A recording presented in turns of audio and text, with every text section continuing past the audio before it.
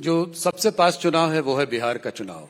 तो क्या बिहार में क्या लगता है आपको, क्या नीतीश जी एनडीए अब तक के सबसे बड़े बहुमत के साथ बिहार में सरकार बनाएगा, इसमें कोई दो राय नहीं। और जो सीट शेयरिंग होगी वो क्या जैसे पिछली बार थी उसी प्रोपोर्शन में रहेगी? प्रदेश में हमारी पार्टी और हमारे साथी दल बैठकर तय। पर क्या नीतीश जी के चेहरा होंगे चुनाव का? बाकी मुख्यमंत्री तो नीतीश जी मुख्यमंत्री है ही, सवाल ही कहाँ है कोई। तो वही मुख्यमंत्री बनेंगे अगर आप जीतेंगे? अरे भाई, अभी नीतीश जी के नेतृत्व में ही हम चुनाव लड़ रहे हैं।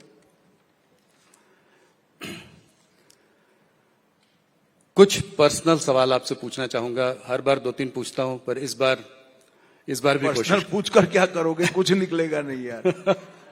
मैं फिर भी कोशिश करता हूं। मैंने सुना है कि आपका जब जन्म हुआ था तो आपका शरद पूनम के दिन जन्म हुआ था, तो बहुत दिनों तक आपको पूनम भाई के नाम से भी लोग जानते हैं, और आपके नामकरण में बहुत देरी भी हुई थी। इसकी क्या वजह थी, कुछ बताइए। नहीं, मेरी बुआ ने मन्नत मानी थी कि 5 साल का हूंगा तब नाम तय किया जाएगा। चूंकि मैं पूनम के दिन जन्मा था तो सब पूनम कहते थे। इसमें कोई बड़ा रहस्य नहीं है भाई, हर एक बच्चे के साथ गांव में होता है। एक कहानी जो मैंने आपसे भी सुनी है थोड़ी बहुत, कि जब आप 11 वर्ष के थे तो आपको आपके घर वाले चाहते थे कि आप यूएस चले जाएं, तो आप घर छोड़कर भाग गए। छोड़ो, मैं भारत छोड़कर कहीं नहीं जाने वाला, यहीं रहूंगा, यहीं लड़ूंगा और यहीं जीऊंगा। अगले साल मोदी जी के गवर्नेंस में करीब 25 साल पूरे हो जाएंगे, और आपने उनके संग बहुत क्लोजली बहुत समय तक काम किया है। इस केमिस्ट्री के बारे में कुछ बताएं। किस तरीके से ये जोड़ी इतने साल से साथ में काम कर रही है? आप एक दूसरे को कैसे कॉम्प्लीमेंट करते हैं? देखिए,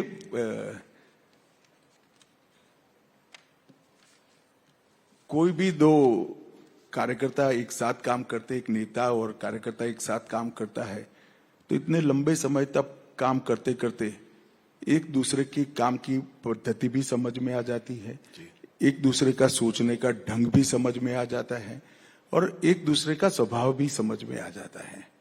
अंततोगत्वा तो चाहे मोदी जी हो चाहे मैं हूं, हमें हमारी आइडियोलॉजी के अनुरूप काम करना है। तो हमारी आइडियोलॉजी है, वो हमारी गाइडलाइन है, इसीलिए कभी मतभेद पैदा नहीं होते हैं। वो भी आइडियोलॉजी के लिए, देश के लिए, संविधान के लिए सोचते हैं, मैं भी आइडियोलॉजी के लिए, देश के लिए और संविधान के लिए सोचता हूं। तो मतभेद होने का कोई सवाल ही पैदा नहीं होता। जहां एक दूसरे को कंट्रीब्यूट करने का सवाल है, इसमें जरूर एक दूसरे को कंट्रीब्यूट कर रहे हैं, मगर अलग प्रकार से।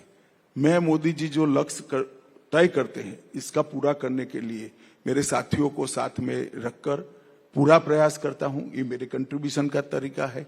मोदी जी हमारे नेता है, हम सब कार्यकर्ता जो इनके साथ तैयार हुए, इनके नीचे काम कर रहे हैं, वो सभी के छोटी गलतियां हैं, उनको मोदी जी माफ कर सुधारते हैं। तो हमें भी वो कंट्रीब्यूट करते हैं एक तरफ से कंप्लीट बनाने में। तो इस तरह से एक दूसरे का कंट्रीब्यूशन हो ही जाता है। परंतु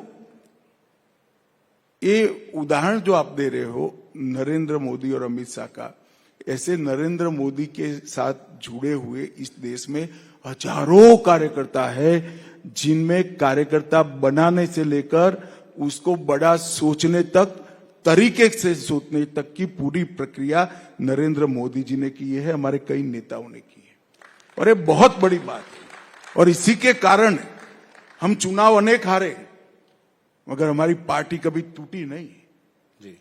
चुनाव हारे, हम साफ नहीं हो गए। यूपी में कांग्रेस चुनाव हारी, साफ हो गई। बिहार में चुनाव हारी, साफ हो गई। हम साफ नहीं होते, इसी का कारण है कि हमारे कार्यकर्ता आइडियोलॉजी के लिए काम करते हैं, देश के लिए काम करते हैं, देश के संविधान के लिए काम करते हैं। अमित जी, एक आखिरी सवाल। अगर एक दिन मान लीजिए आपको बिल्कुल फुर्सत हो, कुछ भी करने को ना हो, कोई मीटिंग ना हो, आपके पास पूरा समय हो अपने लिए, तो आप क्या करेंगे उस दिन? मेरे पास 8000 पुस्तकें हैं, काफी सारे पढ़ने का बाकी है, और मुझे शास्त्रीय संगीत का भी बहुत शौक है, जिसको मैं समय नहीं देना पड़ता। पुस्तक तो जरूर पढ़ूंगा और संगीत सुनते सुनते पढ़ूंगा। अमित जी, आज आप हमारे संग जुड़े, आपने हमारे सारे प्रश्नों का उत्तर दिया। आपका राइजिंग भारत मंच पे आने के लिए बहुत बहुत धन्यवाद।